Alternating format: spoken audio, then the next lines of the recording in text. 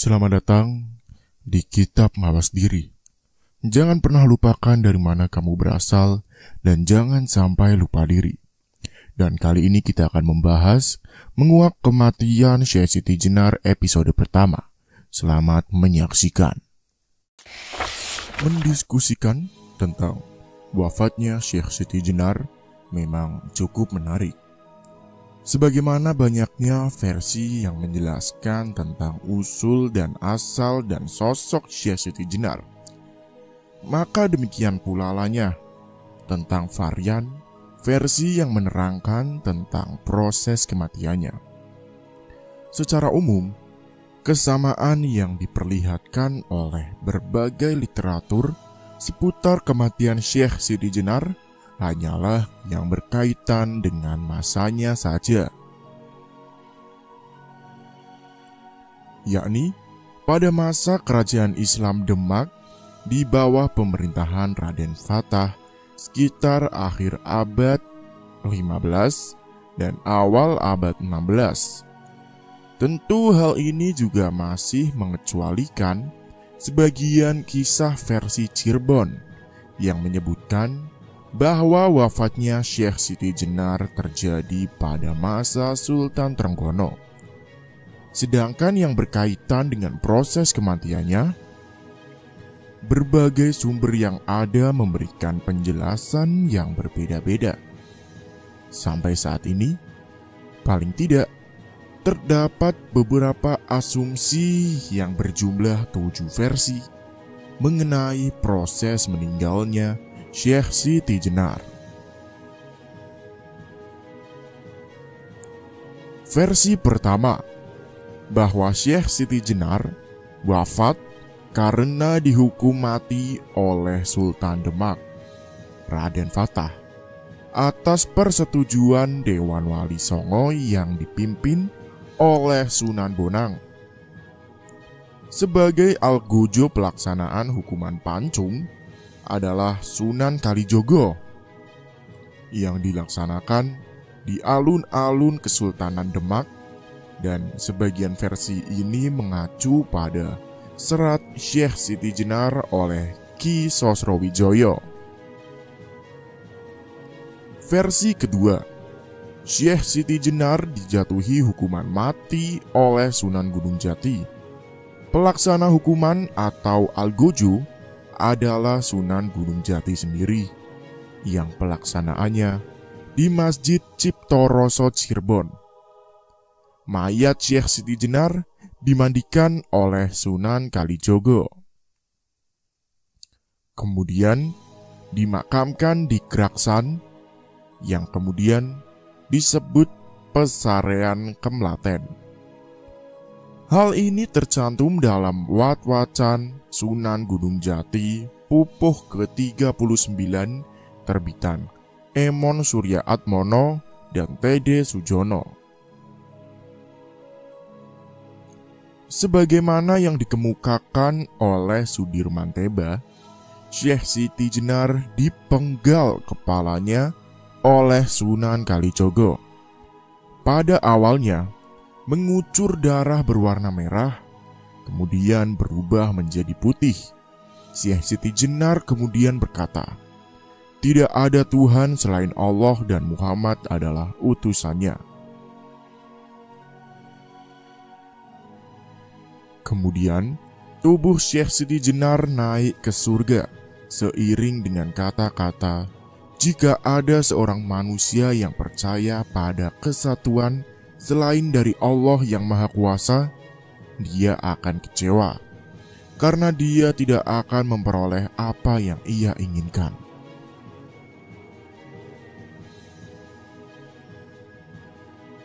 Sebagaimana dikemukakan dalam Suluk Syekh Siti Jenar, disebutkan bahwa setelah Syekh Siti Jenar meninggal di Krendowoso tahun Nirjamna Catur Tunggal atau 1480 Masehi, tahun yang tentu saja masih terlalu dini untuk kematian Syekh Siti Jenar. Jenazahnya dibawa ke Masjid Demak karena saat itu maghrib tiba. maka pemakaman dilakukan esok paginya agar bisa disaksikan oleh raja. Para ulama sepakat untuk menjaga jenazah Syekh Siti Jenar sambil melafalkan pujian-pujian kepada Allah. Ketika waktu sholat tiba, para santri berdatangan ke masjid. Dan pada saat itu, tiba-tiba tercium bau yang sangat harum, seperti bau bunga kasturi. Dan selesai sholat, para santri yang diperintahkan untuk meninggalkan masjid. Dan tinggallah para ulama saja yang tetap berada di dalamnya untuk menjaga jenazah Syekh Siti Jenar. Bau harum terus menyengat. Oleh karena itu, Syekh Malaya mengajak ulama lainnya untuk membuka peti jenazah Syekh Siti Jenar. Tatkala peti itu terbuka, jenazah Syekh Siti Jenar memancarkan cahaya yang sangat indah. Lalu muncullah warna pelangi yang memenuhi ruangan masjid. Sedangkan dari bawah peti memancarkan sinar yang amat terang, bagaikan siang hari.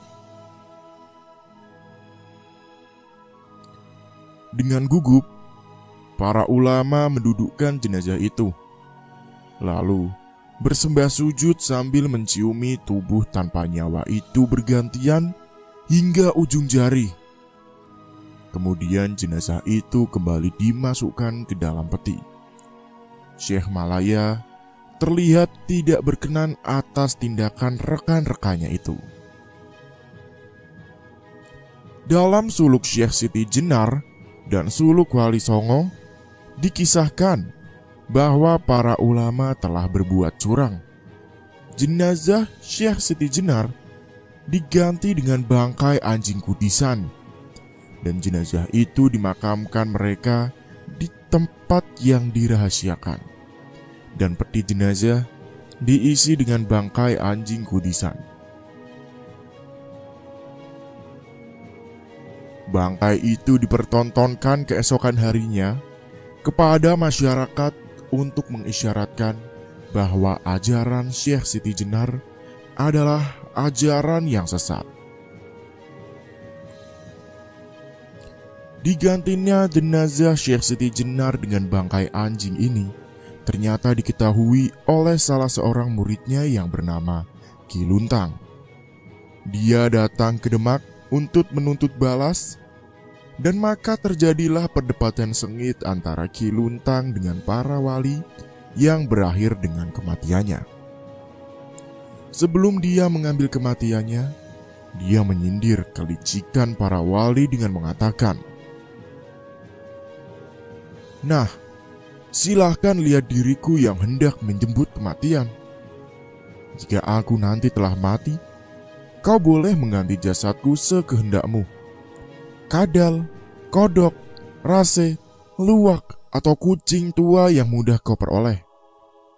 Tapi, jika hendak berganti dengan gajah, kau pasti tidak akan bisa, karena di tanah Jawa tidak ada." Seperti halnya sang guru, Ki Luntang pun mati atas kehendaknya sendiri, berkonsentrasi untuk menutup jalan hidup menuju pintu kematian.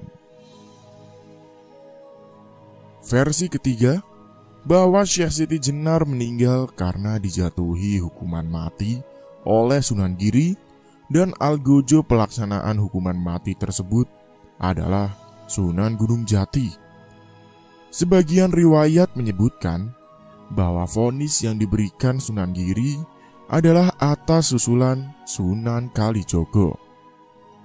Dikisahkan bahwa Syekh Siti Jenar mempunyai sebuah pesantren yang banyak muridnya.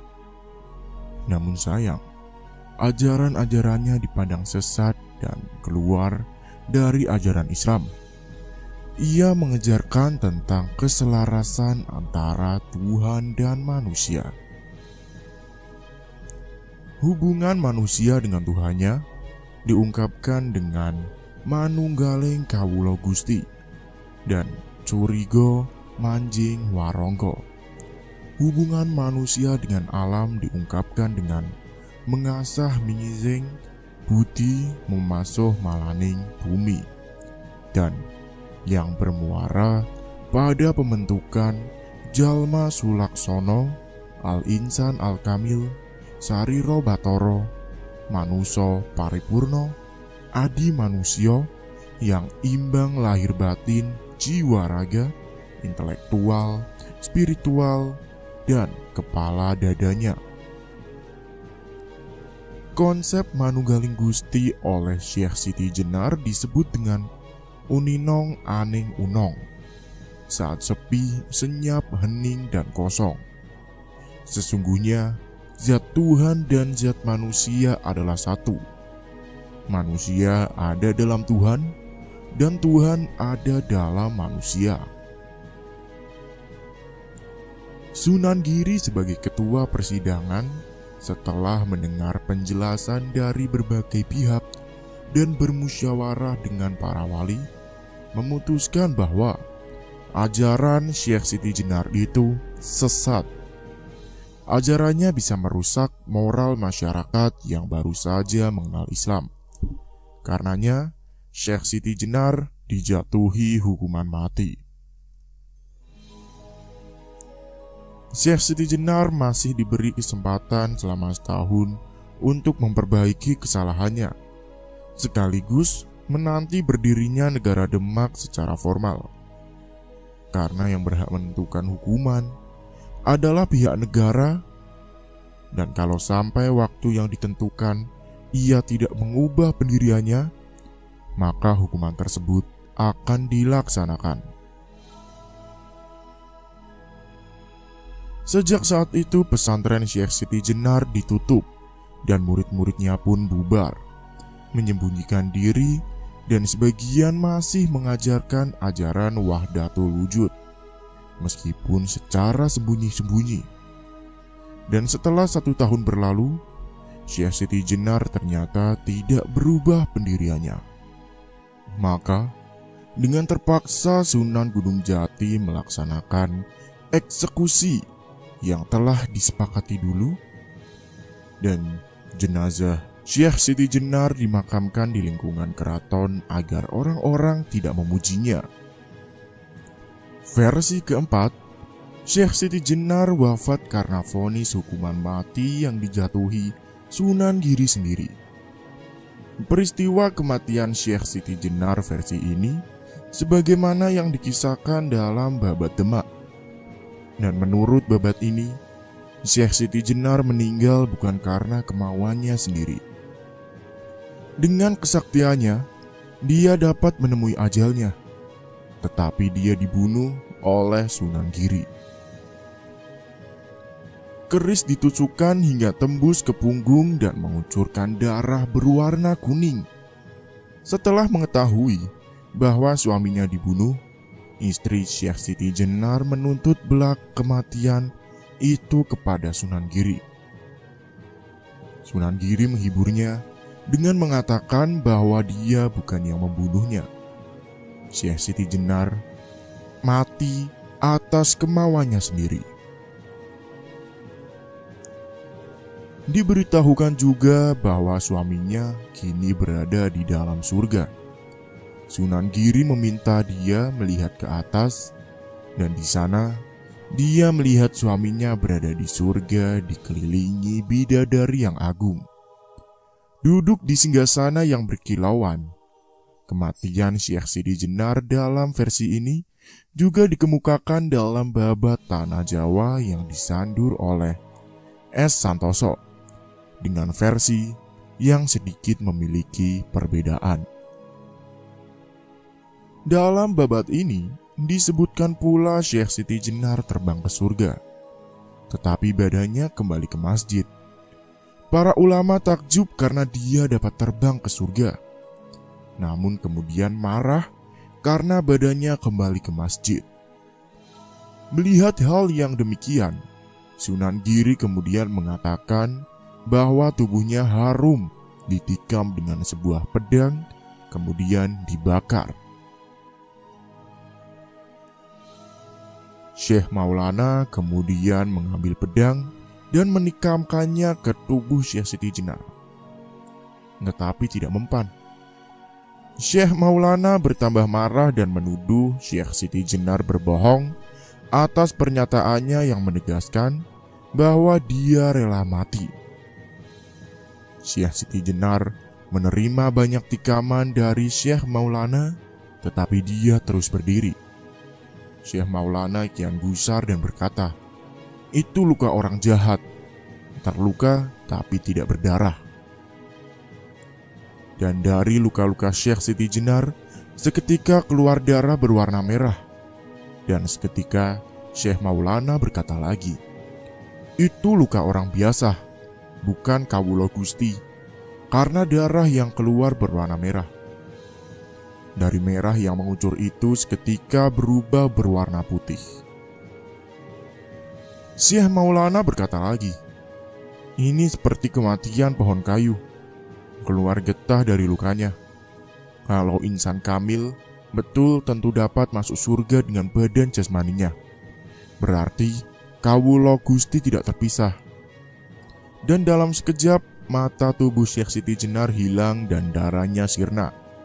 Syekh Maulana kemudian membuat muslihat dengan membunuh seekor anjing, membungkusnya dengan kail putih, dan mengumumkan kepada masyarakat bahwa mayat Syekh Siti Jenar telah berubah menjadi seekor anjing dan disebabkan ajarannya yang bertentangan dengan syariat.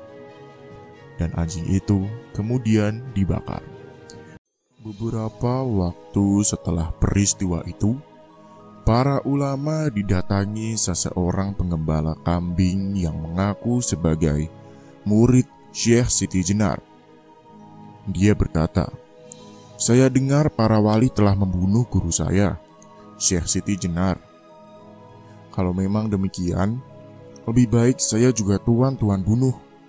Sebab saya ini juga Allah yang menggembala kambing." Mendengar penuturannya itu, kemudian Syekh Maulana membunuhnya dengan pedang yang sama dengan yang digunakan untuk membunuh Syekh Siti Jenar, dan seketika tubuh mayat penggembala kambing itu lenyap. Versi kelima dari kematian Syekh Siti Jenar adalah bahwa vonis hukuman mati yang dijatuhkan oleh Sunan Gunung Jati, sedangkan yang menjalankan eksekusi atau algojo adalah Sunan Kudus. Versi tentang proses kematian Syekh Siti Jenar ini dapat ditemukan dalam serat Negara Kertobumi yang disunting oleh Rahman Selendraningrat. Tentulah bahwa kisah eksekusi terhadap Syekh Siti Jenar yang terdapat dalam versi ini berbeda dari yang lainnya. Nampaknya kisah ini bercampur aduk dengan kisah eksekusi Ki Ageng Penging yang dilakukan oleh Sunan Kudus.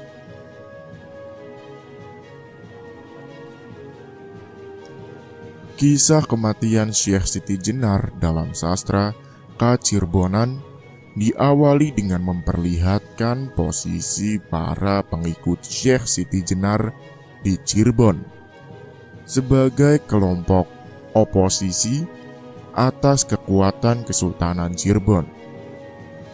Sejumlah tokoh pengikutnya pernah berusaha untuk menduduki tahta, tetapi semuanya menemui kegagalan.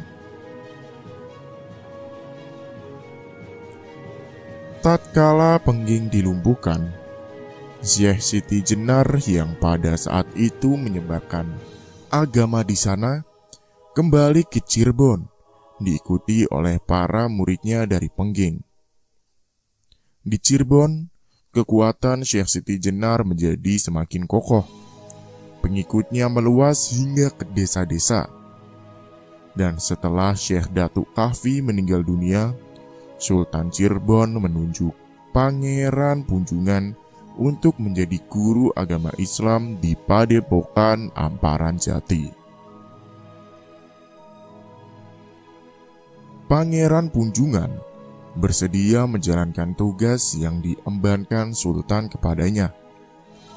Namun dia tidak mendapatkan murid di sana, karena orang-orang telah menjadi murid Syekh Siti Jenar. Bahkan Panglima Bala Tentara Cirebon yang bernama Pangeran Charbon lebih memilih untuk menjadi muridnya Syekh Siti Jenar. Dijaga oleh muridnya yang banyak, Syekh Siti Jenar merasa aman tinggal di Cirebon Girang. Keberadaan Syekh Siti Jenar di Cirebon terdengar oleh Sultan Demak. Sultan kemudian mengutus Sunan Kudus disertai 700 orang prajurit ke Cirebon. Sultan Cirebon menerima permintaan Sultan Demak dengan sangat tulus, bahkan memberi bantuan untuk tujuan itu. Langkah pertama yang diambil Sultan Cirebon adalah mengumpulkan para murid Syekh Siti Jenar yang ternama, antara lain Pangeran Charbon, para Kiai Geng, Ki Palumbo, Dipati Cangkuang, dan banyak orang lain di Istana Pangkuang Wati. Selanjutnya, bala tentara Cirebon dan Demak menuju padepokan Syekh Siti Jenar di Cirebon Girang. Syekh Siti Jenar kemudian dibawa ke Masjid Agung Cirebon, tempat para wali telah berkumpul. Dalam persidangan itu, yang bertindak sebagai hakim ketua adalah Sunan Gunung Jati. Melalui perdebatan yang panjang, pengadilan pun memutuskan Syekh Siti Jenar harus dihukum mati. Kemudian Sunan Kudus melaksanakan eksekusi itu menggunakan keris pusaka Sunan Gunung Jati. Peristiwa itu terjadi pada bulan Safar 923 Hijriah atau 1506 Masehi. Pada peristiwa selanjutnya, mulailah diperlihatkan kecurangan-kecurangan yang dilakukan oleh para ulama di Cirebon terhadap keberadaan jenazah Syekh Siti Jenar. Dikisahkan, setelah eksekusi dilaksanakan, jenazah Syekh Siti Jenar dimakamkan di suatu tempat yang kemudian banyak diziarahi orang. Untuk mengamankan keadaan, Sunan Gunung Jati memerintahkan secara diam-diam agar mayat Syekh Siti Jenar dipindahkan ke tempat yang dirahasiakan. Sedangkan di kuburan yang sering dikunjungi orang itu, dimasukkanlah bangkai anjing hitam. Ketika para peziarah menginginkan agar mayat Syekh Siti Jenar dipindahkan ke Jawa Timur, kuburan pun dibuka, dan ternyata yang tergeletak di dalamnya bukan mayat Syekh Siti Jenar, melainkan bangkai seekor anjing. Para peziarah terkejut dan tak bisa mengerti keadaan itu. Ketika itulah Sultan Cirebon memanfaatkan situasi dengan mengeluarkan fatwa agar orang-orang tidak menziarahi bangkai anjing dan agar meninggalkan ajaran-ajaran Syekh Siti Jenar. Versi ke-6 menjelaskan bahwa Syekh Siti Jenar dijatuhi hukuman mati oleh Wali Songo. Pada saat itu, hukuman harus dilaksanakan. Para anggota Wali Songo mendatangi Syekh Siti Jenar untuk melaksanakan hukuman mati. Akan tetapi kemudian, para anggota Wali Songo tidak jadi melaksanakan hukuman tersebut. Karena Syekh Siti Jenar justru memilih cara kematiannya sendiri dengan memohon kepada Allah agar diwafatkan tanpa harus dihukum oleh pihak sultan dan para sunan. Sekaligus, Syekh Siti Jenar menempuh jalan kematiannya sendiri yang sudah ditetapkan oleh Allah. Versi ini mengacu pada serat Syekh Siti Jenar yang digubah oleh Ki Sosrowijoyo yang kemudian disebarluaskan kembali oleh Abdul Munir Mulkan. Sofwan mengutip Suluk Wali Songo sebagaimana juga yang terdapat dalam serat Syekh Siti Jenar dalam berbagai versi yang di dalamnya terdapat cerita yang mengisahkan bahwa kematian Syekh Siti Jenar berawal dari perdebatan yang terjadi antara Syekh Siti Jenar dengan dua orang utusan Sultan Demak, yakni Syekh Domba dan Pangeran Bayat, sebagai utusan Sultan Fatah dan Majelis Wali Songo. Dua orang utusan inilah yang diperintahkan Sultan atas persetujuan Majelis Wali Songo untuk mengadakan tukar pikiran, atau lebih tepatnya menginvestigasi dengan Syekh Siti Jenar mengenai ajaran yang dia sampaikan kepada murid-muridnya. Disinyalir bahwa ajaran yang telah disampaikan oleh Syekh Siti Jenar menyebabkan terganggunya stabilitas keamanan dan ketertiban di wilayah Demak.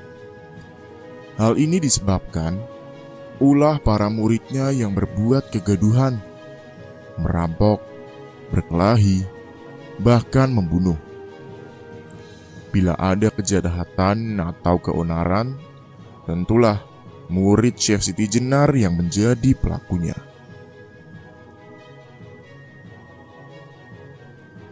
Ketika pengawal kerajaan menangkap mereka bunuh diri di dalam penjara.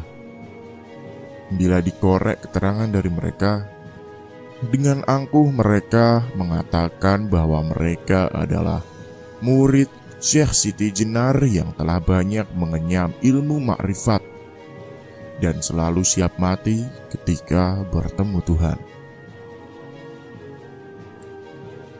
Berkenaan dengan pemahaman yang demikian, maka Syekh Domba dan Pangeran Bayat diutus oleh Sultan Demak untuk menemui Syekh Siti Jenar.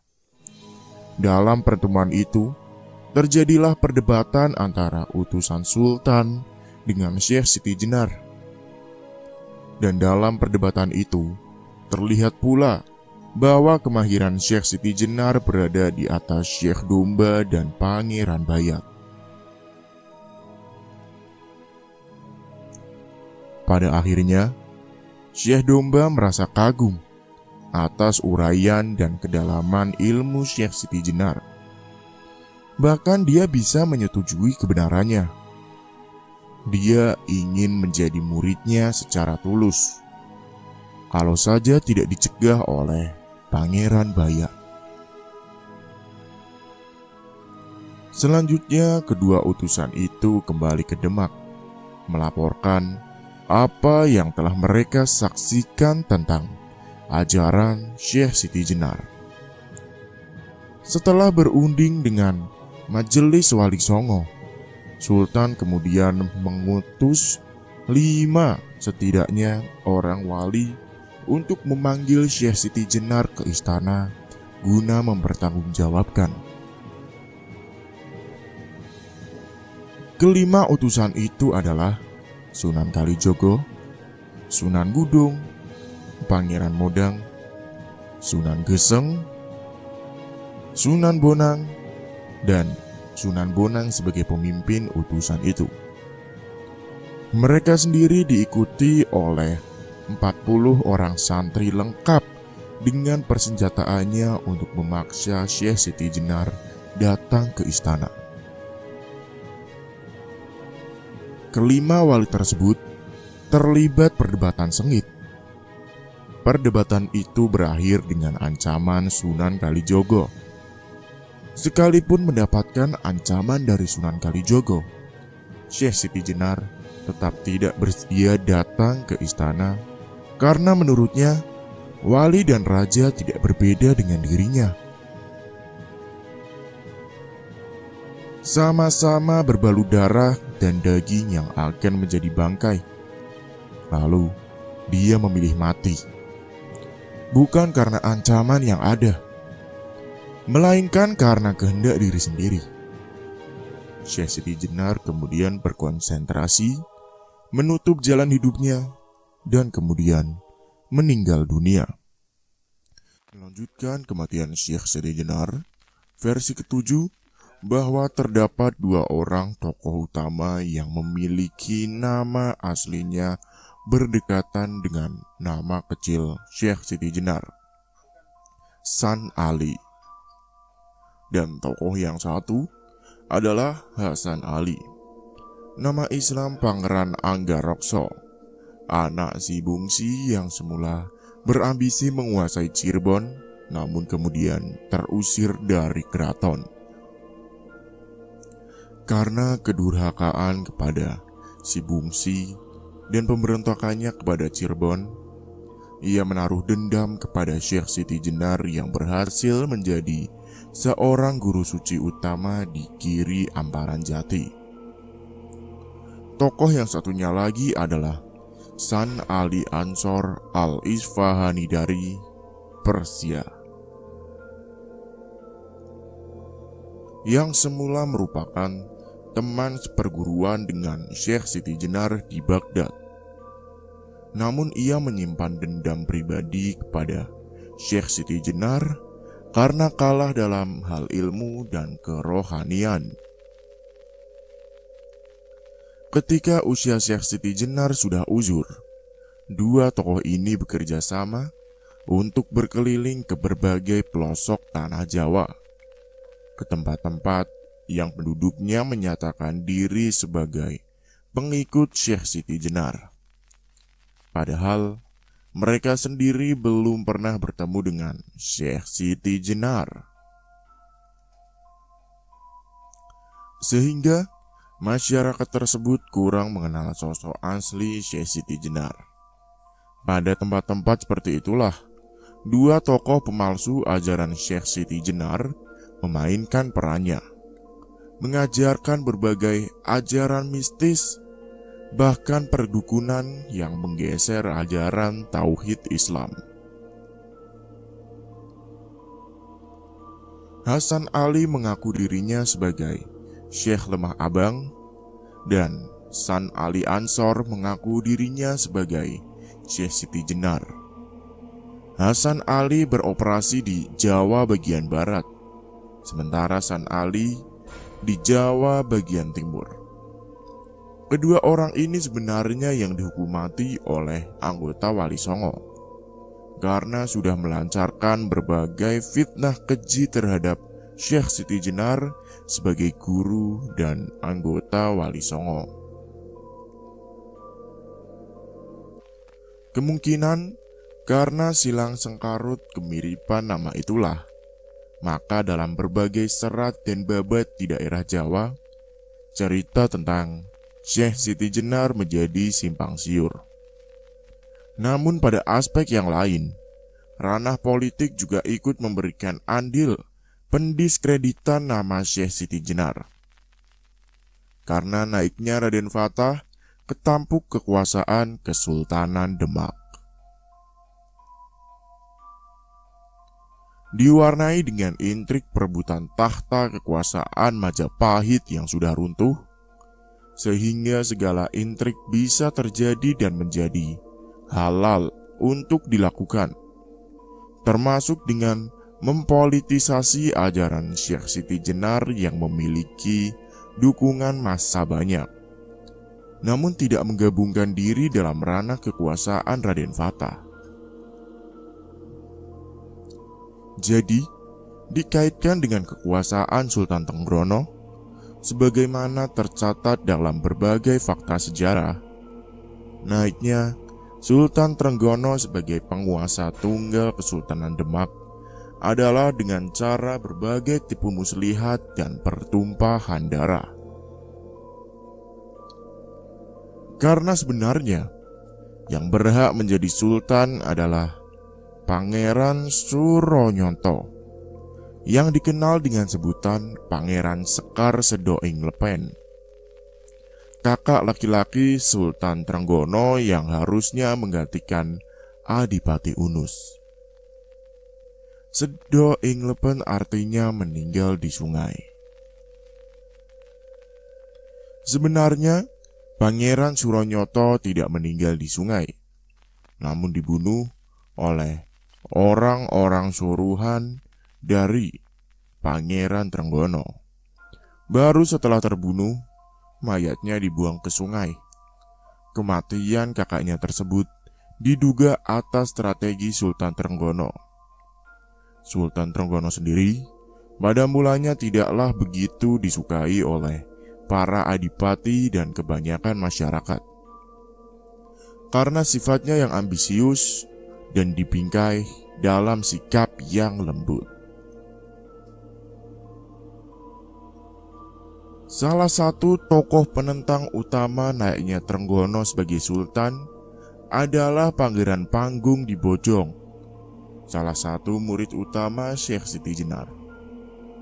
Demikian pula masyarakat Penging yang sejak kekuasaan Raden Fatah belum mau tunduk pada Demak. Banyak masyarakat yang sudah tercerahkan kemudian kurang menyukai Sultan Trenggono. Mungkin oleh karena faktor inilah, maka Sultan Trenggono dan para ulama yang mendekatinya kemudian memusuhi pengikut Syekh Siti Jenar. Maka kemudian dihembuskan kabar bahwa Syekh Siti Jenar dihukum mati oleh Dewan Wali Songo di Masjid Demak, dan mayatnya berubah menjadi anjing kudisan dan dimakamkan di bawah mihrab pengimaman masjid. Suatu hal yang sangat mustahil terjadi dalam konteks hukum Islam, namun tentu dianggap sebagai sebuah kebenaran atas nama kemukjizatan bagi masyarakat awam. Keberadaan para ulama penjilat penguasa yang untuk memenuhi ambisi duniawinya bersedia mengadakan fitnah terhadap sesama ulama, dan untuk selalu dekat dengan penguasa, bahkan bersedia menyatakan bahwa suatu ajaran kebenaran sebagai sebuah kesesatan dan makar. Karena menabrak kepentingan penguasa itu sebenarnya sudah digambarkan oleh para ulama. Imam Al-Ghazali dalam kitab Ihya Ulum Al-Din menyebutkan sebagai al-ulama al-su, atau ulama yang jelek dan kotor. Sementara ketika Sunan Kalijogo melihat tingkah laku para ulama pada zaman Demak yang terkait dengan bobroknya moral dan akhlak penguasa, di samping fitnah keji yang ditunjukkan kepada sesama ulama, namun beda pendapat dan kepentingan, maka Sunan Kalijogo membuat deskripsi secara halus sesuai dengan profesinya dalam budaya, utamanya sebagai dalang. Sunan Kalijogo menggambarkan kelakuan para ulama yang ambisi politik dan memiliki karakter jelek sebagai tokoh Sang Yamadipati dan pendeta Durna atau ulama yang bermuka dua. Kedua tokoh tersebut dalam serial pewayangan model Sunan Kalijogo digambarkan sebagai ulama yang memakai pakaian kebesaran ulama, memakai sorban, daster, jubah, sepatu, biji tasbih, dan pedang. Pemberian karakter seperti itu adalah salah satu cara Sunan Kalijogo dalam mencatatkan sejarah bangsanya yang terhina dan teraniaya akibat tindakan para ulama jahat yang mengkhianati citra keulamaannya. dengan menjadikan diri sebagai sang Yamadipati atau mencabut nyawa manusia yang dianggapnya berbeda pandangan dengan dirinya, atau dengan penguasa di mana sang ulama mengabdikan dirinya. Hal tersebut merupakan cara Sunan Kalijogo melukiskan suasana batin bangsanya yang sudah mencitrakan pakaian keulamaan, dalil-dalil keagamaan sebagai atribut sang pencabut nyawa. Atas nama agama, atas nama pembelaan terhadap Tuhan, dan karena dalil-dalil mentah, maka aliran serta pendapat yang berbeda harus dibungkus habis. Gambaran Pendeta Durna sendiri adalah wujud dari rasa muak Kalijogo terhadap para ulama yang menjilat kepada kekuasaan. Bahkan aktivitasnya digunakan untuk semata-mata membela kepentingan politik dan kekuasaan. Menggunakan dalil keagamaan hanya untuk kepentingan dan keuntungan pribadi dengan mencelakakan banyak orang sebagai tumbalnya. Citra diri ulama yang tukang hasut, penyebar fitnah, penggunjing, dan pengadu domba. Itulah yang dituangkan oleh Sunan Kalijogo dalam sosok Pendeta Durna.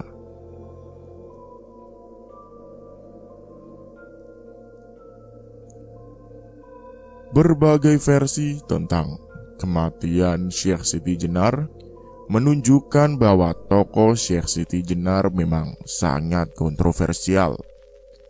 Berbagai literaturnya yang ada dan tidak dapat memastikan tentang asal-usul keberadaannya hingga proses kematian yang dialaminya, disebabkan oleh banyak faktor dan kepentingan yang mengitari.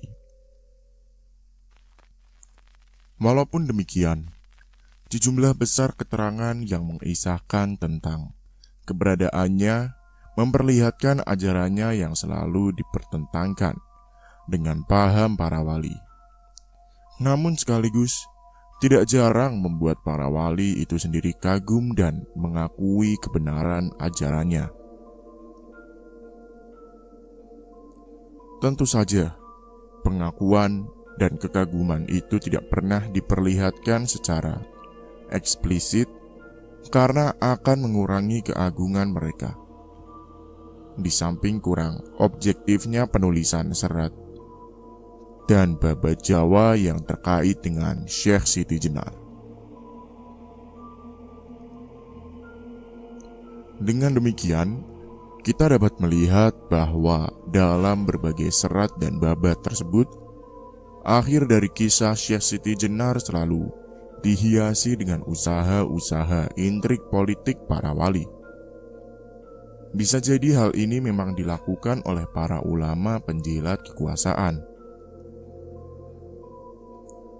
dan oleh murid-murid generasi penerus para ulama yang pernah memusuhi ajaran Syekh Siti Jenar, atau para penulis kisah yang juga memiliki kepentingan tersendiri terkait dengan motif politik, ideologi, keyakinan, dan ajaran keagamaan yang dianut. Pada sisi lain, di samping disebabkan banyaknya referensi yang berbeda dalam menjelaskan kisah Syekh Siti Jenar, pemahaman mereka yang membacakan memberikan pemahaman baru dari bacaan tersebut, sehingga memperbanyak versi. Misalnya, tentang pemahaman salah satu versi mengenai asal-usul Syekh Siti Jenar yang dalam serat Syekh Siti Jenar, sebagaimana juga disadur dalam falsafah Syekh Siti Jenar, disebut berasal dari caing atau elur. Sebagian penafsir juga mengatakan bahwa memang Syekh Siti Jenar bukanlah berasal dari manusia. Namun, semula ia adalah seekor cacing yang disumpah oleh Sunan Bonang menjadi manusia. Padahal, Jika cara pembacaan ini dilakukan dengan cara referensi silang, kita mendapatkan penjelasan dari sumber lain. Misalnya, dalam serat Syekh Siti Jenar yang tersimpan di Museum Radya Pustaka Surakarta, bahwa yang dimaksud elur tidak lain adalah Wrejit Bangsa Sudra atau yang berasal dari rakyat jelata. Maksudnya, Syekh Siti Jenar adalah masyarakat biasa yang berhasil menjadi wali, atau seorang wali yang menjelata dan menempatkan dirinya berada di tengah-tengah orang yang makmur. Dan mana yang benar, tergantung kepercayaan Anda dan wallahu alam. Terima kasih telah menyimak kitab ini. Dan sampai berjumpa di kitab-kitab selanjutnya.